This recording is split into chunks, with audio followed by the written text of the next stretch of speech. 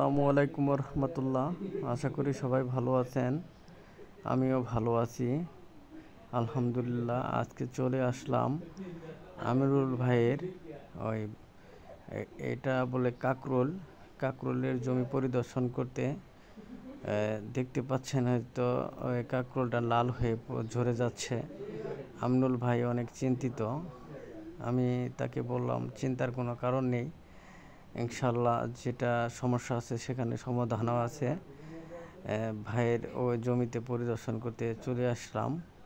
দেখতে পাচ্ছেন ওই যে কাকরোল কিন্তু অত্যন্ত একটা লাভজনক ফসল। আসলে এই কাকরোলে অনেক পরিশ্রম করতে হয়, কারণ সকালবেলা অনেক ফুল ফুটে। আমি সকালবেলায় চলে এসেছি। ওই দেখতে পাচ্ছেন ওই যে আমিরুল ভাই পুরুষ ফুল দিয়ে স্ত্রী ফুলের মানে পরাগণ ঘটাইতেছে, মানে সুন্দর করে, মানে পুরুষ ফুল স্ত্রী ফুলের সাথে মানে ছোঁয়াই দিলে আপনার এটা ফলটা টিকে। এটা অত্যন্ত অনেক একটা পরিশ্রমিক কাজ, তবে কিছুই করার নেই, কারণ কাজটা করতেই হবে। আর কাকরোল হলো মানে যদি আপনার 10টা গাছ থাকে সেখানে একটি পুরুষ গাছ অবশ্যই লাগবে, তা না হলে হয়তো কাকরোলে লাভজনক ফসল ফলানো সম্ভব না।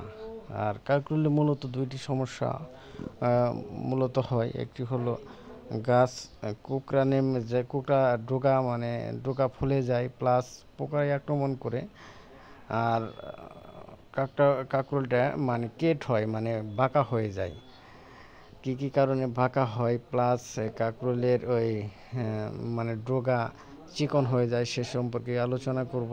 আশা করি সবাই আমার কথাগুলো মনোযোগ দিয়ে শুনবেন। কাকরোলে মনে করেন ওই সাদামাছি, ম্যান্দা পোকা, জাপ পোকা একটি আক্রমণ করে। তার জন্য ভেভিলন এগ্রি সায়েন্সের লিমিটেডের একটি পণ্যর নাম হলো ইথিন যদি ব্যবহার করেন, কাকরোলের ওই ডোকাগুলো পোকামুক্ত থাকবে এবং ওই জাপ পোকা, সাদামাছি, নলিমাছি সকল ধরনের পোকা দমন হবে। ইথিন দেওয়া 16 লিটার পানিতে 25 মিলি করে স্প্রে করবেন। আর কাকরোলের যে ওই বাঁকা হয়ে যায়, মানে কেট বলি আমরা আমাদের গ্রাম্য ভাষায়, সেটা হলো বোরনজনিত অভাবে আপনার কাকরোলটা কেট হয়ে যায়।